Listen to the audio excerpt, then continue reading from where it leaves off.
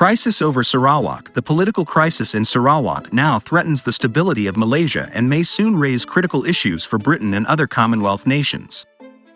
What began a year ago as a personal feud between local politicians has now developed into a major political and constitutional crisis which could lead to Sarawak's expulsion or secession from Malaysia.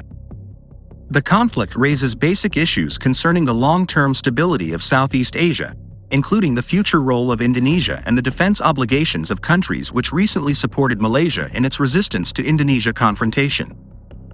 The intervention of the alliance government in Kuala Lumpur in support of its own political allies in Sarawak's domestic political feud has raised significantly the temperature of Sarawak nationalism. There is considerable local resentment over the central government's declaration of a new emergency, its unilateral amendment of Sarawak's constitution, its use of federal powers to enforce political conformity. For the past week, Radio Sarawak has been little more than an instrument of political propaganda for Kuala Lumpur.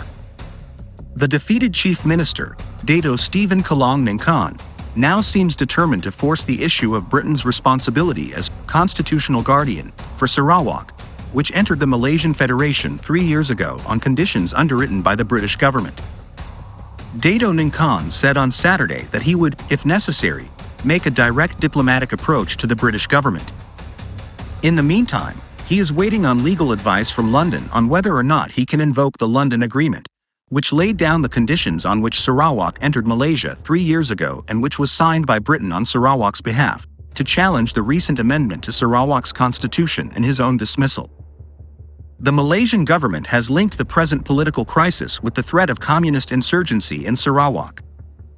In a white paper issued a week ago, the Malaysian government claimed that the entire fabric of Sarawak society has been penetrated by the Sarawak Communist Organization. It claimed that the Sarawak Communist Organization, inspired by Peking, had passed the point of no return in its preparation for the armed struggle. There is no question that a subversive communist organization has operated in Sarawak since 1941. It is believed to have a hard core of 500, a nominal membership of about 5,000 and perhaps 25,000 sympathizers and general supporters. But local observers, with long experience of internal security problems, say there is no evidence that the movement has gained ground in recent months. Rather, it is believed to be well under control, with no real prospect of launching an armed uprising unless strongly supported by elements of the Indonesian army. There is a strong suspicion among many local observers that the Malaysian government is using the threat of communist subversion to suppress local political opposition, particularly from the dominantly Chinese Sarawak People's Party, SUP. Leaders of the SUP, who are supporting Dato Ningkan in the present political conflict, are mostly moderate socialists, though the branches of the party are known to be communist infiltrated. How a minor and essentially local political feud has been allowed to develop into a major national political crisis, with important international consequences, is a puzzle which few local independent observers seem able to resolve.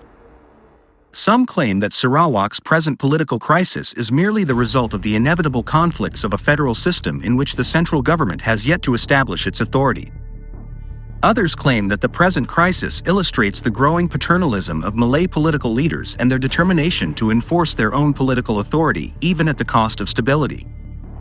Talk of Malay domination, dangerous rhetoric in a multiracial society, is certainly more common in Sarawak now than it was 6 months ago. One foreign observer, who has lived in Sarawak most of his life, commented, "Kuala Lumpur is humiliating these people.